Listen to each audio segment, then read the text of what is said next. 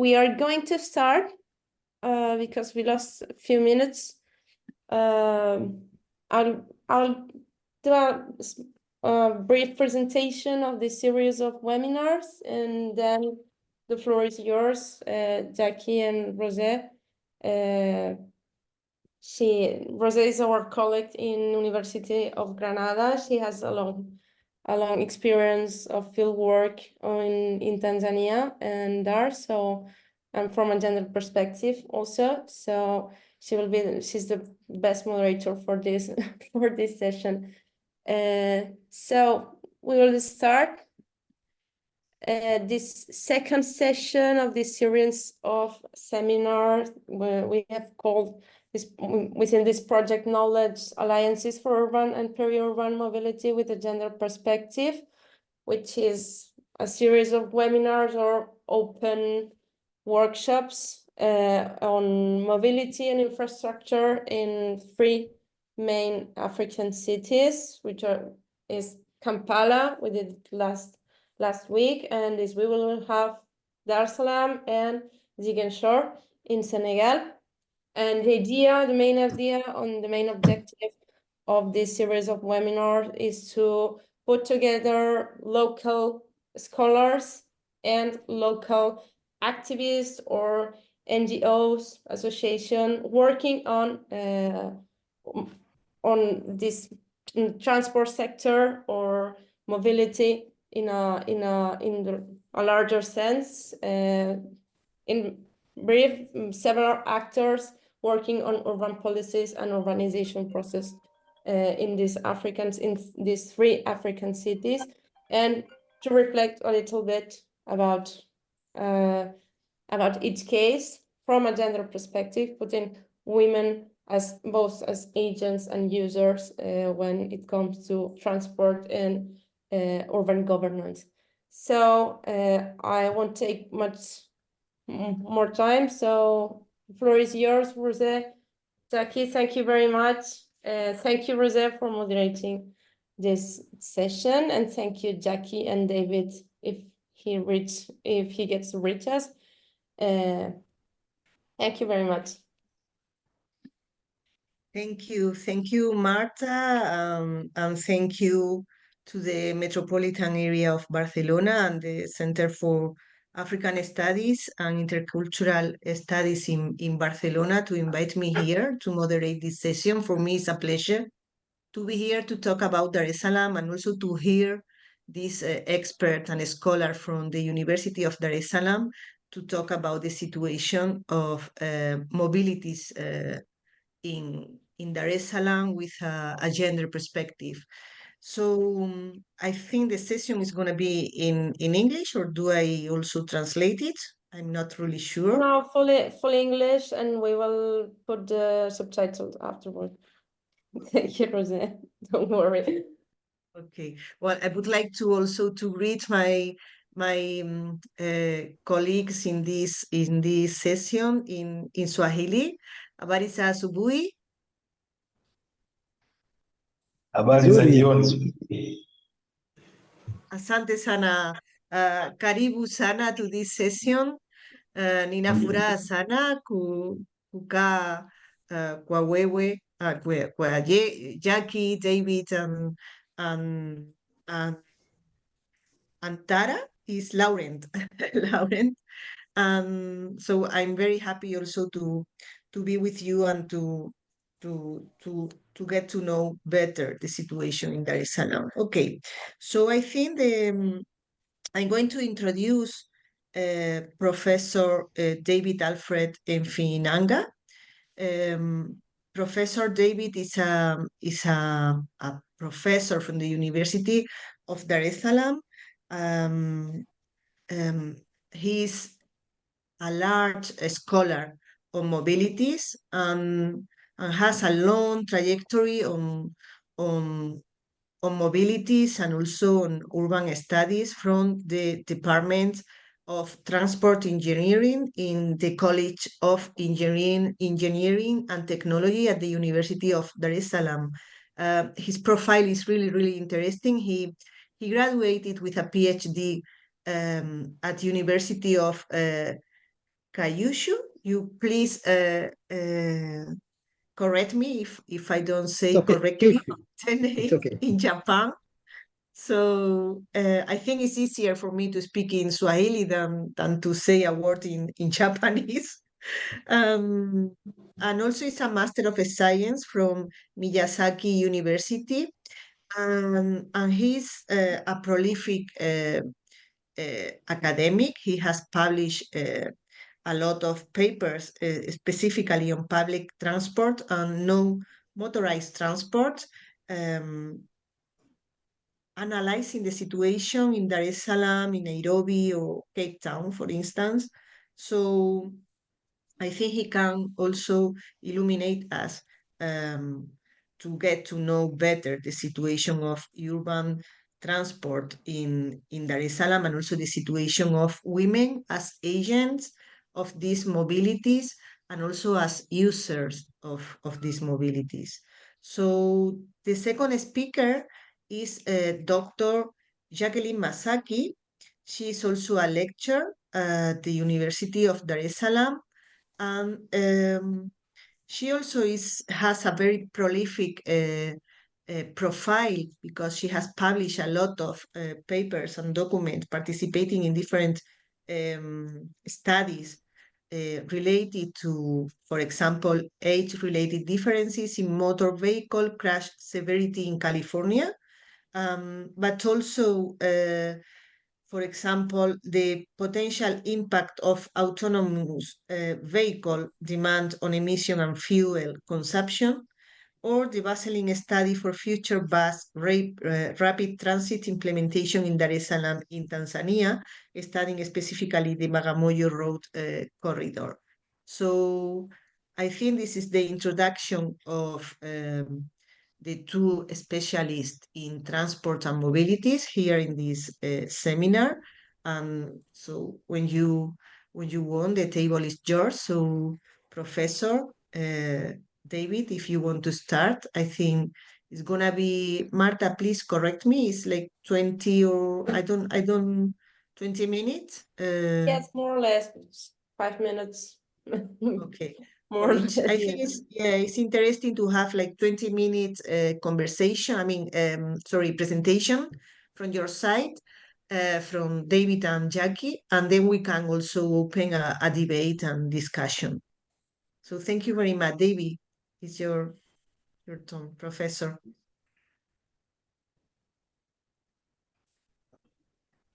Thank you. Hello, everybody. Oh. Sorry, I joined late. You know, I checked over the internet, and it told me that the difference is 2 hours. So I was waiting for 2 hours only to find out that the meeting had started. I'm sorry for that. I've already been introduced, and I'm happy to find that a colleague of mine, Dr. Jacqueline Masaki, is also here, so we can complement each other regarding Dar es Salaam City. I'm going to talk about a review of gender and mobility in urban Tanzania, specifically the case of Dar es Salaam City. First, let me start by, as I told Marta, that I haven't really done research specifically on gender, but I've done transportation research that sometimes include comparative analysis with regard to gender. So my presentation here is based on my personal experience, some of the research I've carried out, but mostly a review of other research and publication with regard to gender and mobility in Dar es Salaam City. Now, let me start with an introduction. Time my presentation. Okay, let me start with an introduction. According to the 2022 census, Tanzanian census, the population of Tanzania is now 62 million by year 2022, 62 million. And 48.7% is male and 51.3% is female. So you can see the female population is 2% higher than the male population. Now, what does that say? It means that we have to take a gender issue related to women with the kind of importance. And also, the urban population in Tanzania is about 37%. This is documented. Most data show that it is 36 to 38%, 37. The World Bank puts it at 37. Now, if the urban population is 37%, it's more than 1/3 of the population. Therefore, it means urban mobility issues are also very important, and we have to take a keen interest on urban mobility. Another aspect of Dar es Salaam city is that it is said that about 2/3 or 75% of the city is unplanned or informal settlement. Now, informal settlement looks like slums, so I prefer the term unplanned. And therefore, what it means is a large part of Dar es Salaam is not properly planned because the land allocation is unplanned, and therefore there is no provision for proper provision for mobility and urban transport planning. So those three issues are very important to understand the background on these issues.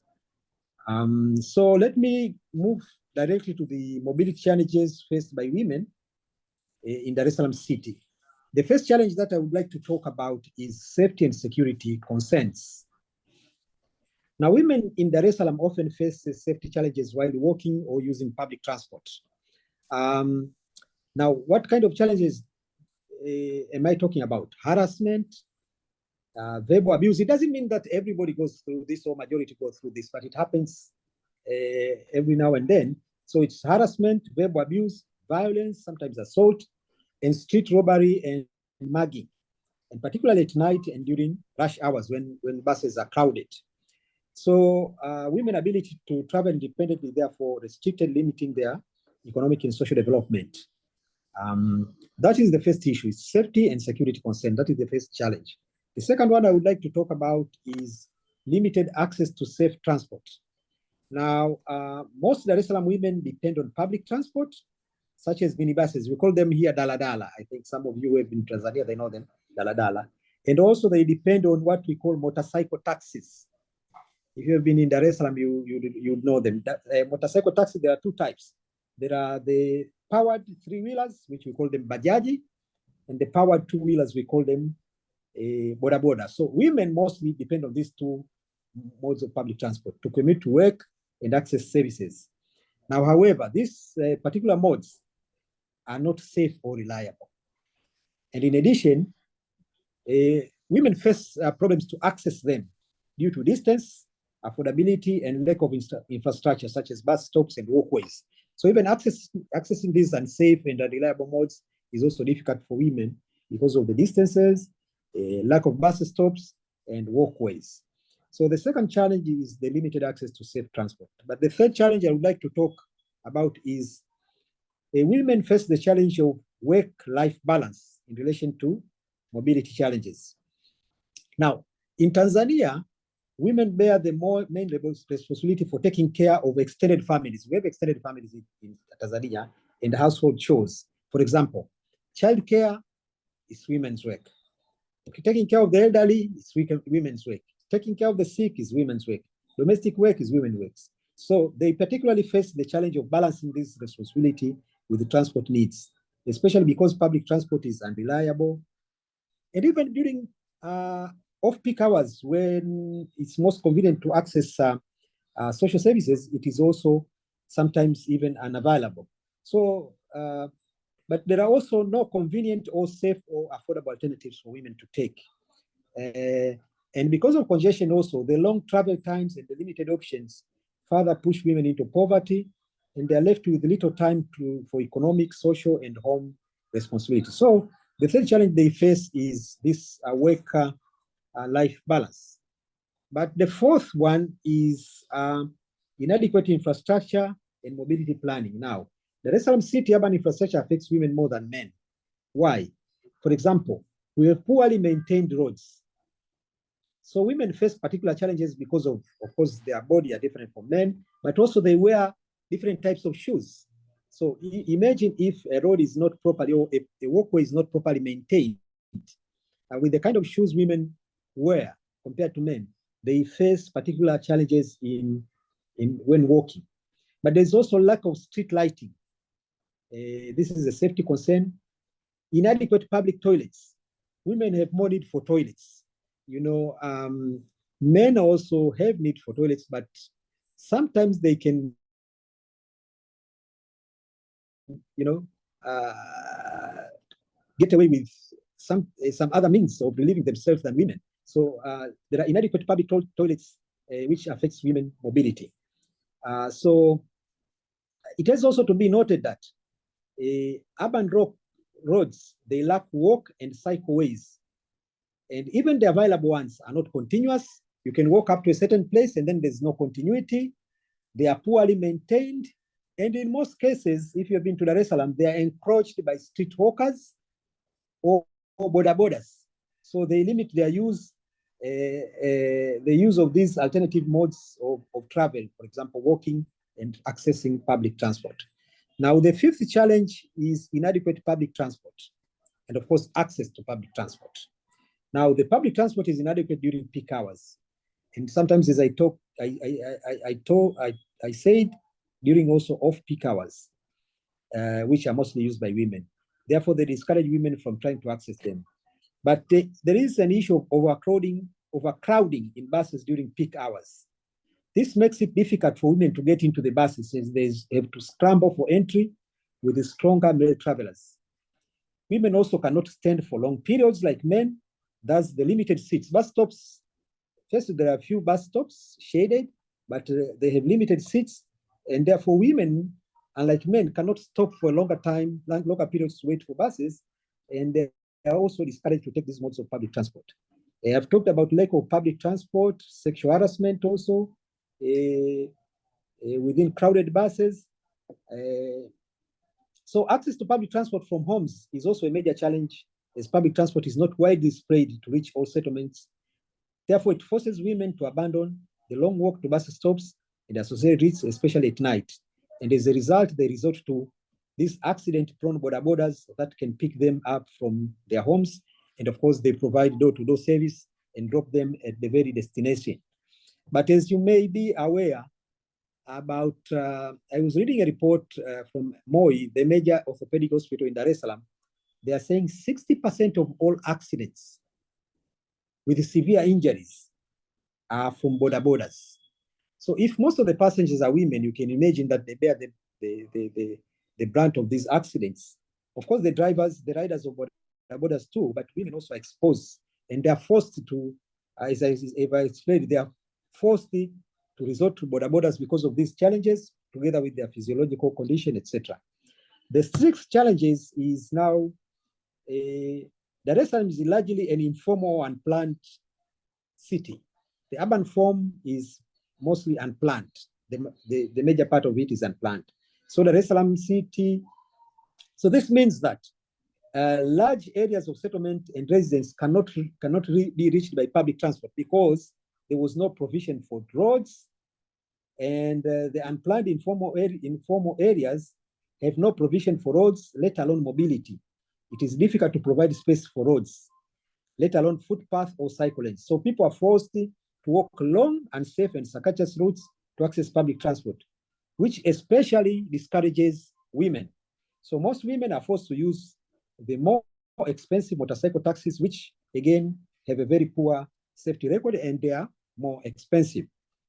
Now, the seventh challenge that I would like to talk about is cultural and societal norms. Now, this is perhaps one of the major challenges facing the female gender in accessing mobility options. Because now their choice of transport modes is very limited compared to male counterparts. Being a conservative society, societal expectations and cultural norms in Tanzania restrict women's mobility and independence. Women face stigma or social pressure if they use certain modes of transport, which are perceived to be reserved for men, such as cycling or riding motorcycles. So if a woman is seen cycling or riding motorcycles in urban areas, she's thought to be masculine or a tomboy sort of. There is kind of stigma attached to it that actually makes women not comfortable using these alternative modes of transport. And also women dressed in certain ways may not feel comfortable walking in public spaces due to harassment and verbal abuse. So this seriously also affects their mobility. So the cultural and societal norms also are a challenge to women mobility in urban areas. Now let me go through a review of attempted improvements and some suggestions. The first one is safety and security interventions. Now, I don't know, my colleagues are here that will speak, but my experience is that not much has been done in this area, safety and security interventions.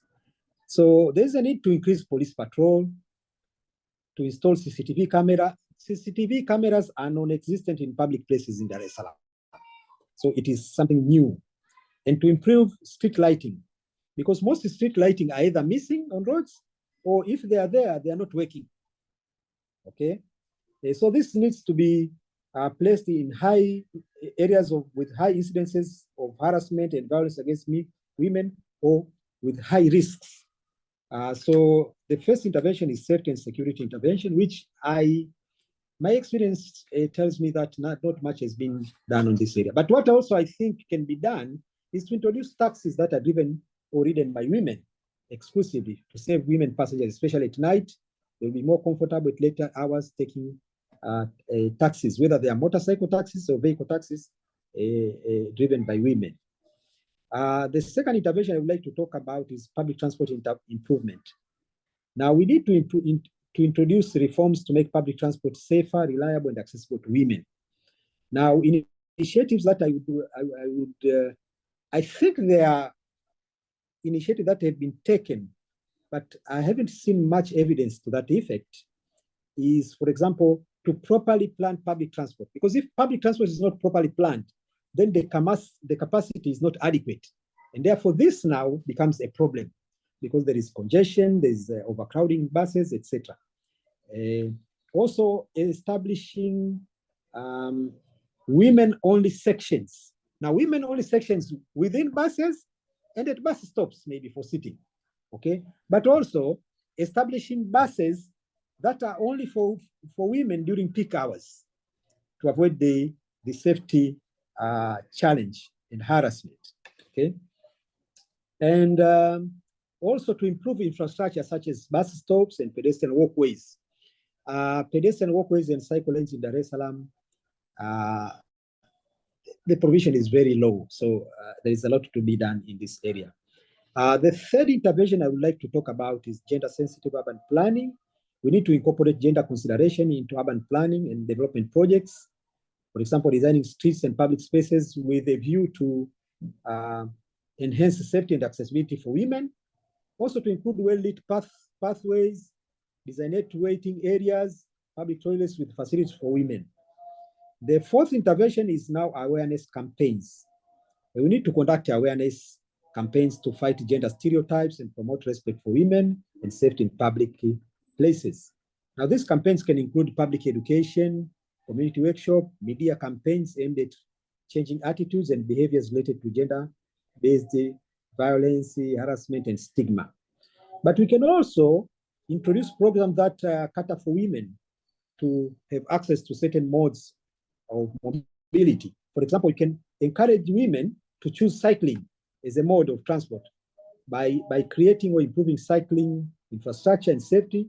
Of course, we can provide affordable access to bicycles and offer cycling training programs tailored to women. This is, of course, in addition to awareness to remove the stigma of riding bicycles for women. The fifth intervention is policy and legislative reforms. We need to enact and enforce policies that, of course, will improve gender mainstreaming in transport planning, and also legislation, laws, and regulation that will prohibit gender bias and harassment in transport.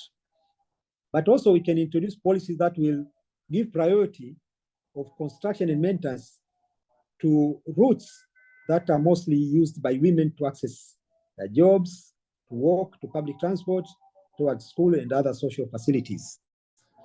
The sixth intervention, I think it's research. There is scarcity of research and data related to gender and urban mobility. And therefore, how does this affect us? It affects efforts to inform the design and implementation of targeted interventions. And also it affects efforts to introduce policies to address gender parities in mobility, because it's not backed with a lot of research and data. So there's this urgent to conduct research and improve data collection in order to better understand the mobility challenges, the specific mobility challenges faced by women in Dar es Salaam and urban Tanzania in general. And the last intervention that usually is overlooked is non-transport interventions.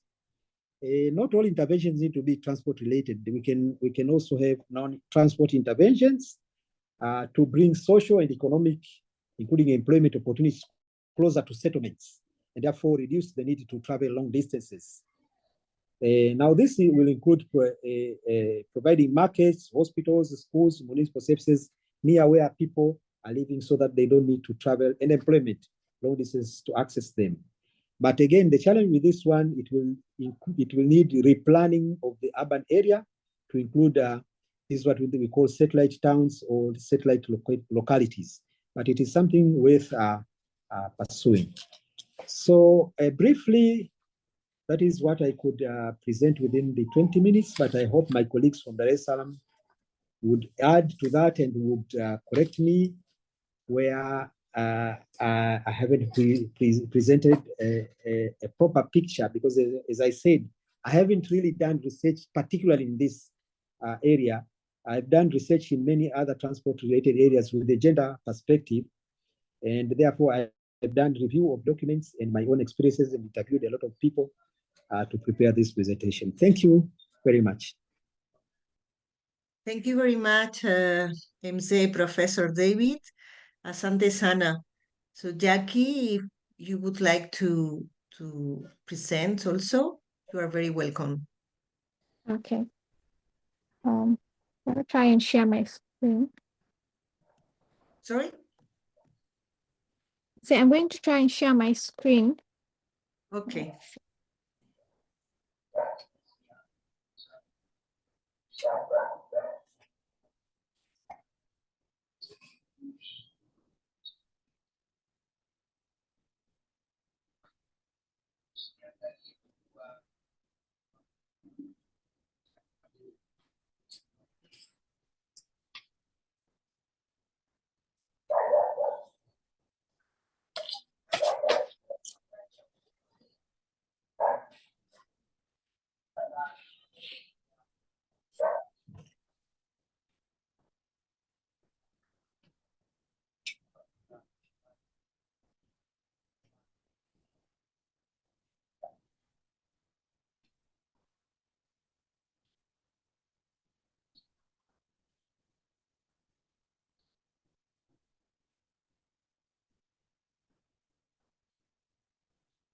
Naweza. Hi, Jackie, are you available to share your screen? Yeah, okay. Now I can. Or, okay.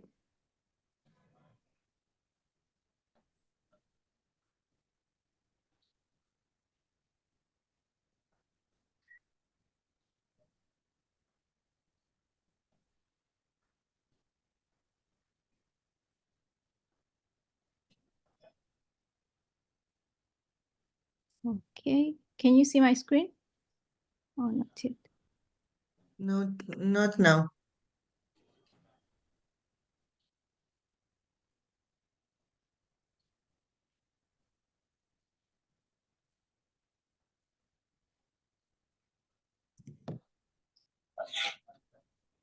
Jackie Labda, you can send the presentation. Oh, she left.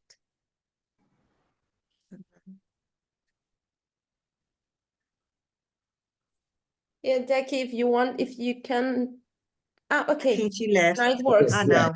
Now. Yeah.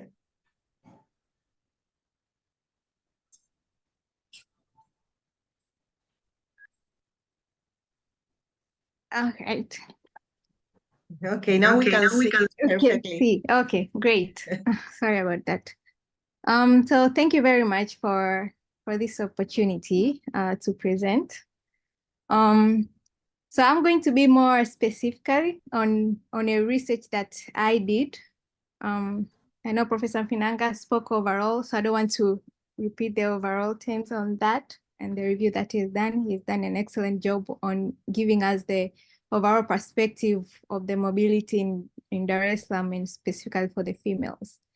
So this is a research that we did with Dar es Salaam transit agents. And we were looking specifically on the bus rapid transit and female perspective when it comes to the usage of the public transport.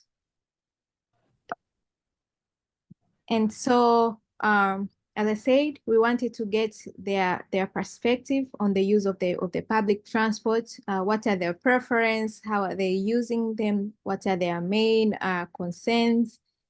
And so we interviewed 130 females in June last year. And the data was collected along the bus rapid transit phase 1, which is currently along the Morogoro Road. And we used the survey questionnaire to collect the data. And so I'll go quickly on showing the results that we received. So this is just the age group distribution. And most of those females were around 30 to 40, and also I can say 40 to 50, so along 30 to 50. So those people who are actively working. And then we asked them about the mode of transport that they frequently use. So we had the option about the BRT, the bus rapid transit, the daladala, the bajaji, and the boda boda. And most of them, about 50% they're using the BRT. And then we asked them about the frequency of travel, and also saw that most of them, they do their travel daily. And then we asked them about the purpose of travel, and most of them it's work, so that we also correlate that they do the daily travel. And then if they're usually traveling alone or they're traveling with friends or with family, most of them are traveling alone as they are going to work. And also about the comfort of travel. So are they comfortable traveling BRT or comfortable using daladala, or if they're just okay? And then most of them, as we know, so we specifically looked at those who are using along the Morogoro Road where the BRT is. And so we had the highest percentage that they are comfortable in using BRT. And then we asked about the travel safety. Do they feel safe using BRT compared to also daladala and others? And most of them responded that they feel safe using the bus rapid transit compared to other modes of transport. And then because our study was focused on looking at the BRT, we asked them why they're choosing the BRT. And most of them, they were talking about the travel time, which is obvious since the bus rapid transit takes less time compared to other modes such as daladala along that route. But the main lesson that we learned, even though they preferred the bus rapid transit, the main concern that they had is that there is no proper security arrangement in terms of funny images. If they incur anything in the bus, they don't have proper instruction who to report to when it comes to sexual harassment, when it comes to robbery and so forth. There is nothing like that that can really help them, to report and as well as get a proper and quick response when it comes to that. So I wanted to just show you this quick study that we did looking at the female perspectives when it comes to the public transport. And I welcome any questions that you may have.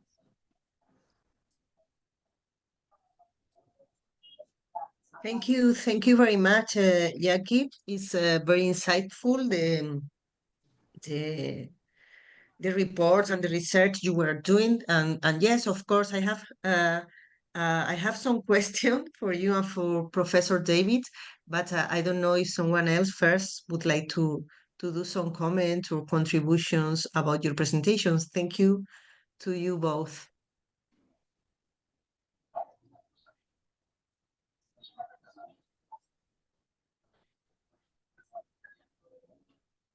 No sé si hay alguien que quiera comentar algo, que quiera hacer alguna contribución. Okay. So I would like to do some comments. I was saying before that we were visiting Dar es Salaam and the University of Dar es Salaam in July, and we stay in Moenge in a hostel, and I think, well, I was living in Dar es Salaam like 15 years ago, and what I noticed also is something that I think you didn't mention, is the distribution of the town road, paved road. So you can, as Professor David was saying, that in the city you can find a lot of informal settlement which are unpaved. Can I say that I think in English? They are not paved, but you can find another places which are perfectly paved, and you can see also these big and huge differences from the people in their daily life and how they move around the town. So we were in Moenge and we tried to go, well, we went finally using this Bolt application. Is something also I would like to ask you, through a taxi from Moenge to Duce, to the College of Education, to the Dar es Salaam University College of Education.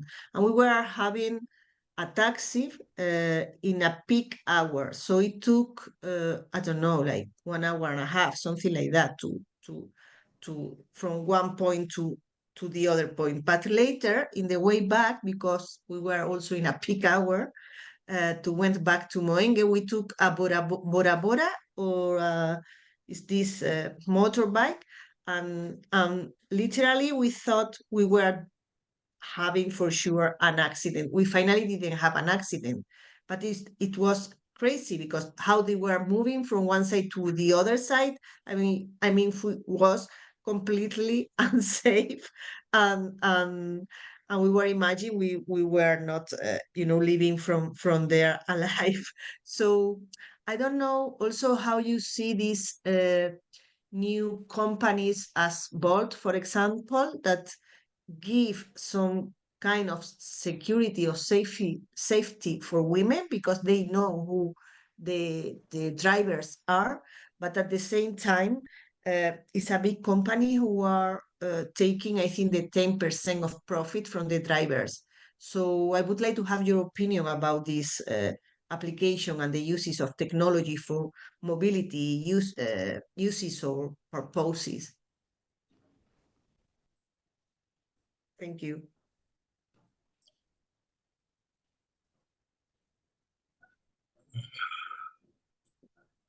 So,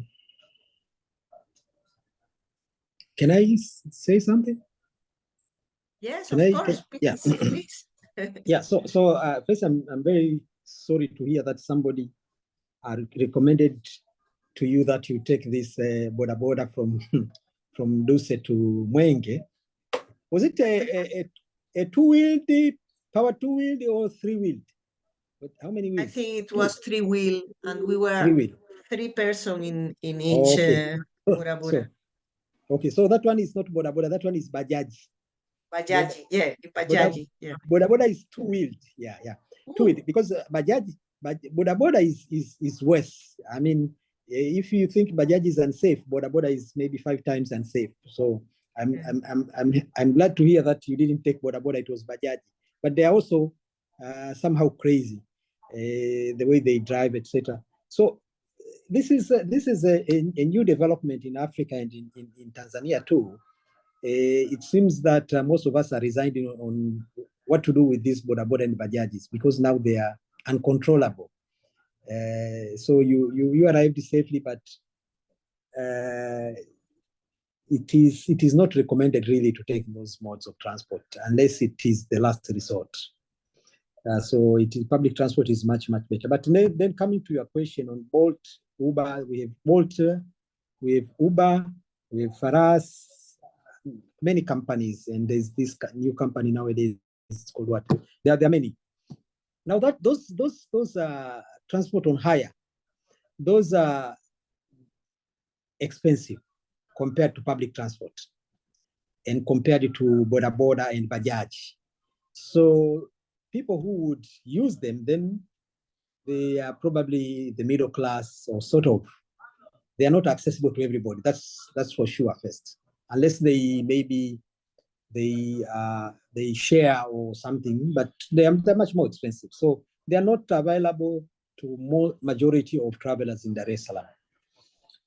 But they are quite safe, because when you hire one, it shows you the name of the driver and the number plate of the vehicle. So whatever happens, then there's record.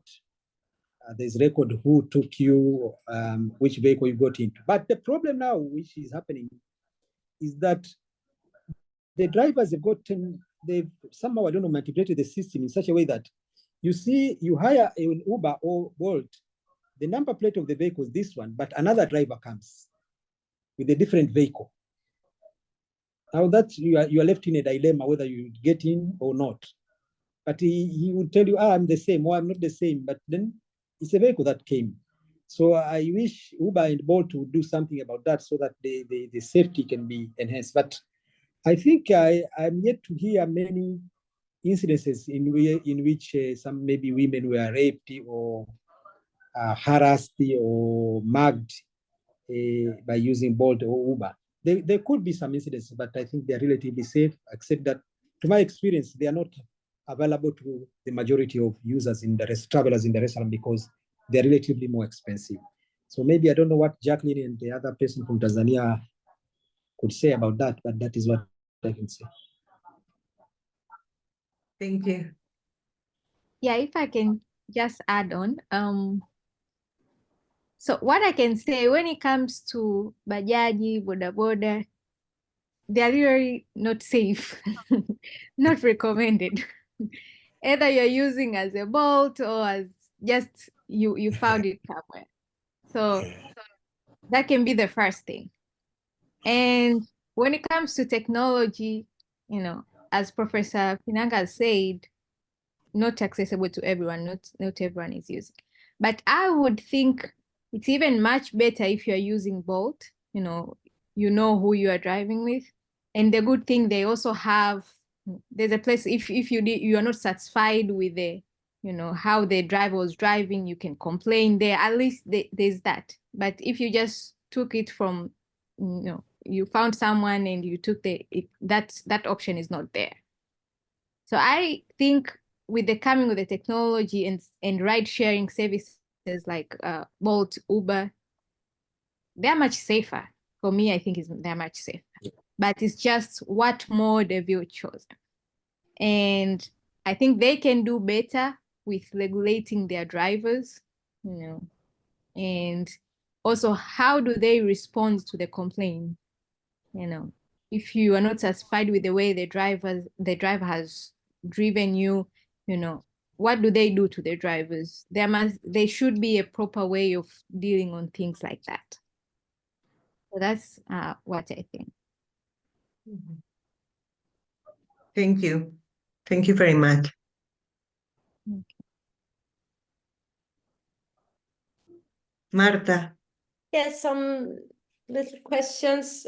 Thank you very much for your presentations, Jackie and David. It was very, very interesting.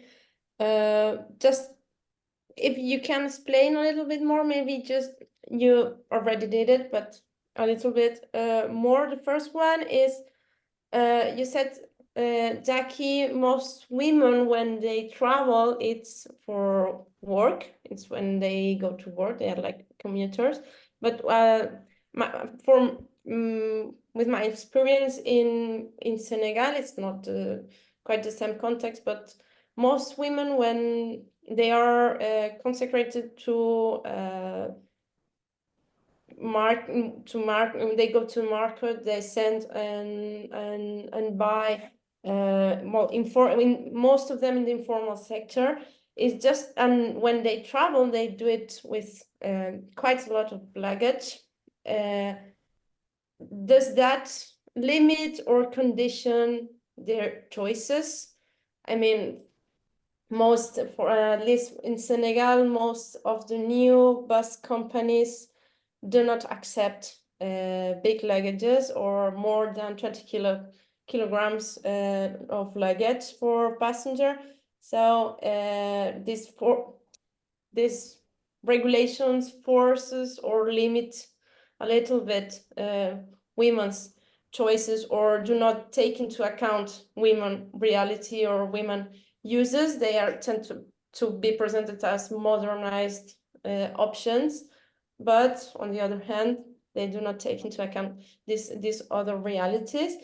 This is on the one hand, and the other one is about motorcycle taxis. And when they carry, at least in Ziguinchor, the city where I've worked for a while, most women choose motorcycle taxis, mainly because of the price.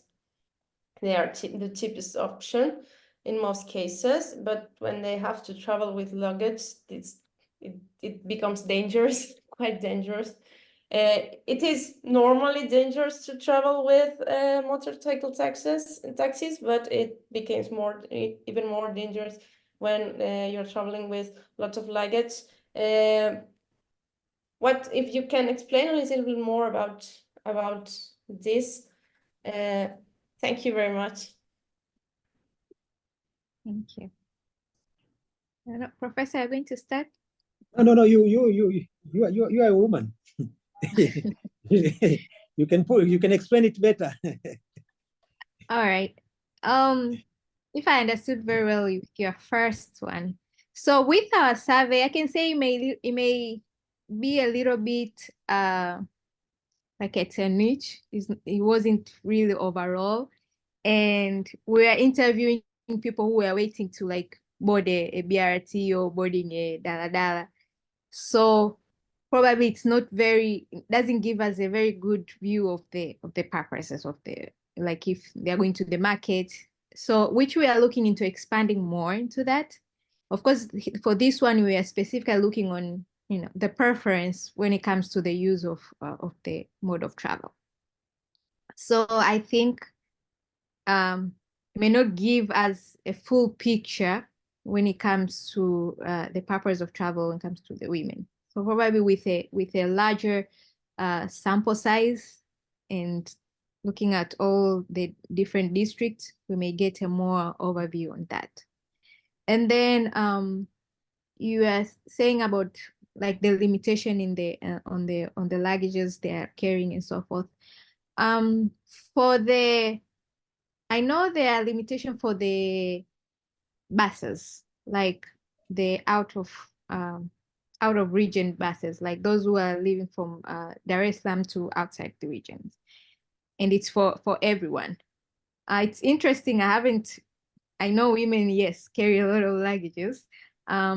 I know you have to pay extra. There's a limit. If you exceed the limit, you have to pay extra. I don't know if there's also a limit for how many extras you can carry. And it's interesting. I've never really looked at how it can limit women in terms of that. If there's any consideration for women, maybe instead of being limited as men, they can allow for one extra. So that is interesting to look into. But that's what I know. And when it comes to like the daladala and so forth, I think they're pretty flexible. Of course, you're not expected to have very large luggages, but it's flexible. I've never seen someone like saying no, you can't. Yeah. And then the second one about the motorcycle. Okay.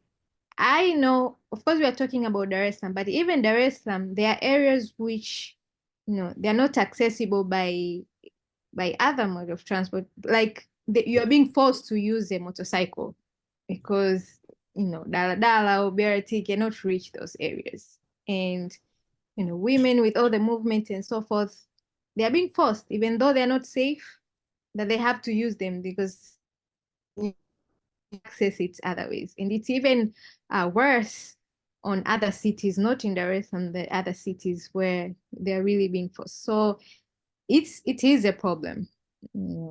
And I can see that's an issue also of accessibility, equity, and so forth. Yeah.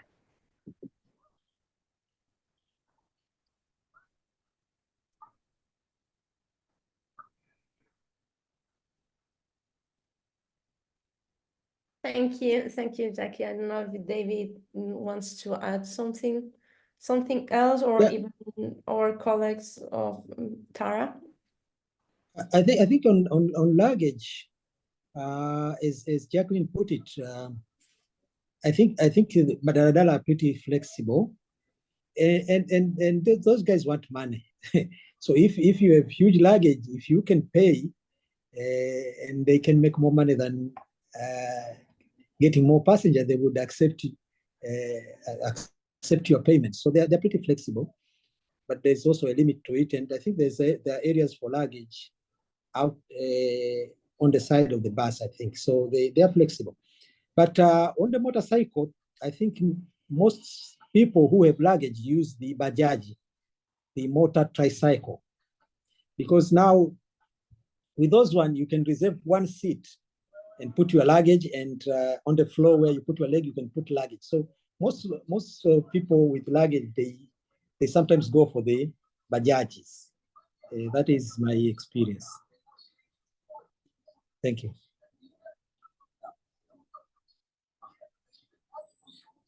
Thank you so much. Thank you. Yeah, what I would like to ask also Jackie about this bus transit. This, how is it? This BRT.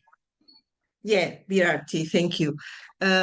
Because we did in long time ago in the first phase of this BRT.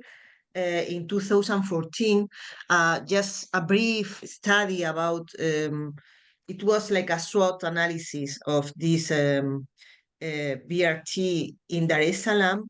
And what we found also is that I don't know if it was affordable for women, for example, to have this BRT. And also it in somehow has facilitate the mobility of women from the first, before the BRT and later, because also I remember there were a lot of complainings for Wamachingas, no, in the street, because this BRT, the bus transit, rapid transit, was somehow occupying their spaces. So, and also maybe they were losing some opportunities for business if people were moving in another with another mode of transport. So I don't know, what is your opinion about this situation now? If we can see, improvement of the quality of mobility for women with this BRT.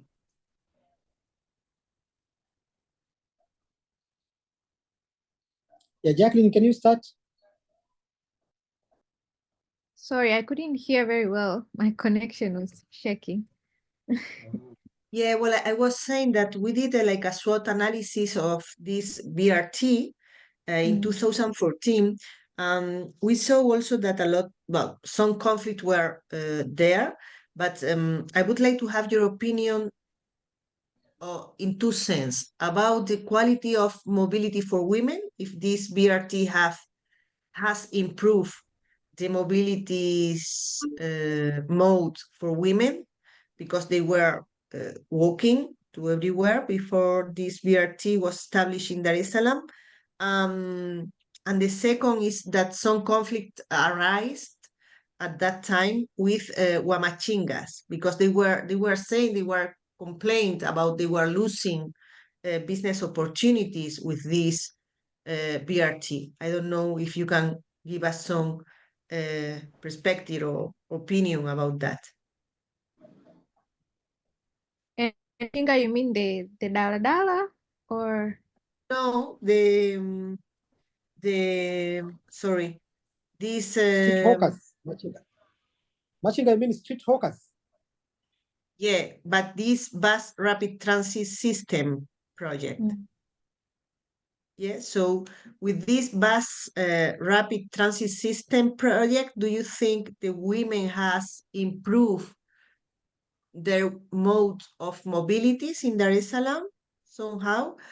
If it's now better with this project than before, in a general sense, of course, and if still there are some conflict with, for example, people who were using the road on the street to do business, as Huamachinga or Mamalishe or other people who were using the road. The road through this bus rapid transit system was now passing through. Yeah, I don't know if I made myself clear, sorry. okay, I can give you some sense on that. So I can say BRT overall, it has improved mobility, not just for women, but also for men. Overall in the city, it has improved. So, which is a good thing. I cannot say specifically if, it's more advantageous to women than men, or they have some sort of priority that I haven't seen yet. But maybe in the near future, there may be consideration. I know the one thing that BRT are considering is security for women, like to have a more, an arrangement for them to complain, for them to be provided any emergency they may have. So that's something they are working on for BRT. But in general, yes, it has improved. Women were working long distances and so forth. Regarding Machinga, yes, I know along that route now, a lot of places they are removed from along the roadway. But the city have tried to build specific areas where they can do their businesses. So it has its pros and cons. We never really liked people selling things on the road. It was not safe for them in the first place. So I don't know if there is still much conflict in there. I don't have much experience on that. Maybe Professor Nanga may know. But yeah, I know in most of the areas they are not there now.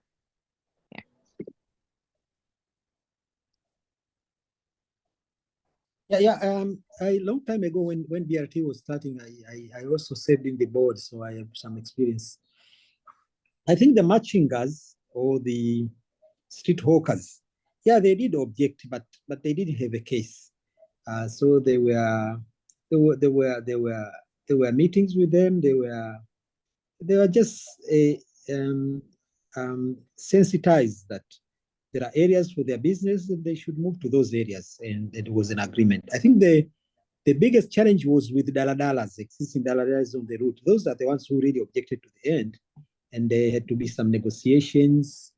They were to be given some routes, etc., etc. So, but with the Machingas, I think it was not. First of all, they were there illegally on the street, and there are so many areas they could also move to.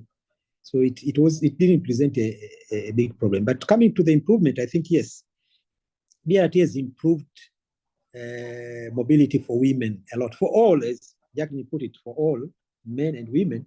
But most women I talk to, they are really happy with the BRT services. Of course, compared to other modes of public transport, like Daladala, etc., they are happy because it is faster. You know, for a trip that they used to take 1.5 hours, an hour to town, now they take 20 to 30 minutes maximum. So that's a huge improvement. The fare hasn't increased much compared to the Daladala, so it's more or less nearly the same. So there's no loss of income. But again, the only thing they are complaining about, I think, is some incidences of pickpocketing, which also that is addressed, is tried to address. And when the buses are really crowded, there are a few incidences where, you know, you are too close to each other, you touch skin to skin, and there are some men trying to take advantage of the situation, which makes some women uncomfortable. But it's not very common. And it does happen in Daladala, only that the BRT buses are huge, so it's very easy for such people to hide within the crowd.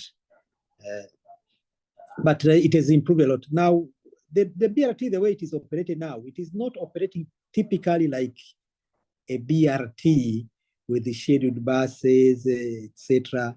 It has a lot of challenges, and that is why the government is looking for a second operator along the first route. And now there are like 3 routes under construction. One also, a second route has been completed. They are now looking for competent operators to operate the BRT like it is supposed to be operated. So it has improved the mobility, but I think there is a lot of room for improvement, and in the future I think it's going to be better. That's all I can say.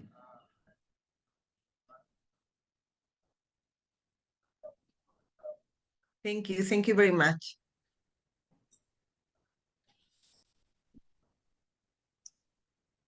Unless our colleague from Tara can say something on BRT, is also, if you have time, I think maybe you can say something about BRT. No, Yes, just, course, please.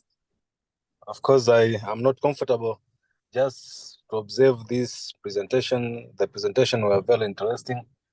I'm on the road now, I'm driving, so I'm not comfortable enough to add something there. But all in all, thank you, Professor Msfinanga and Dr. Jacqueline for your time to prepare this presentation. Thank you very much.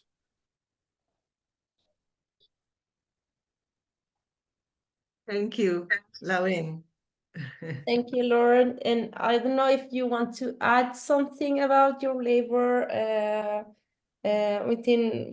of this NGO, Tara, and your role in all this sector of transport, a little bit your labor, just for the audience to know a little bit more, because I don't think we have something similar here in Barcelona. We have metropolitan area of Barcelona, but is an institution that comes from the state and its administration.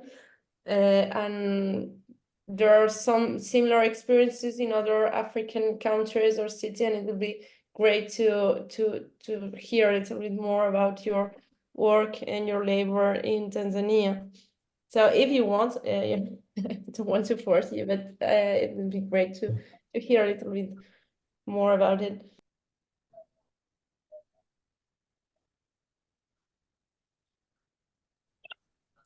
Okay, Tanzania Road Association, TARA, is a non-government organization, of course, which founded in 1991. We are here as a road users association. Anyone and road user can be a member of TARA. Main role is to stimulate, I can say, to create awareness to the road users regarding the issue of road safety, regarding the issue of road asset management.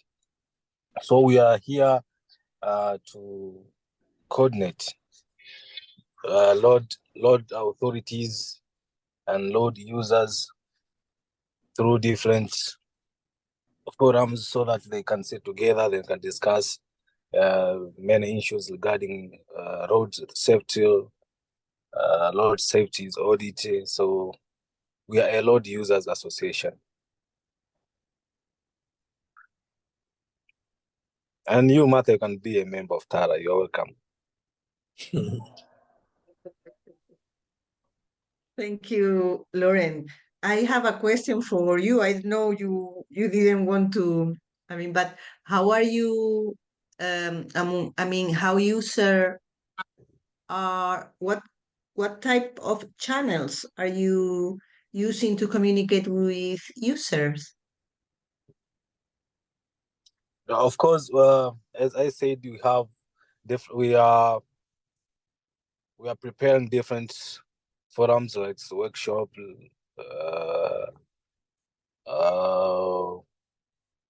like seminars, so that road users can come together and discuss many issues regarding roads.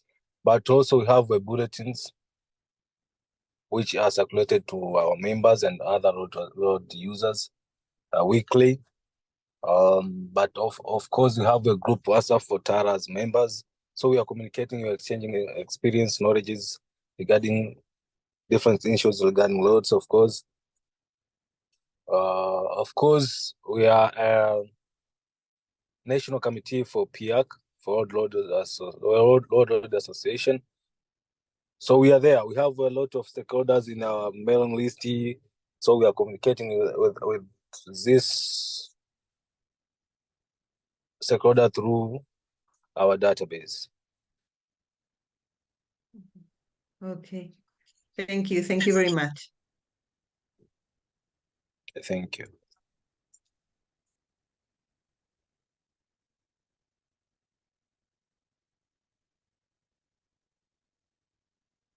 Pues Marta, no sé si hay alguna intervención más o queréis que ya un poco No, cerremos.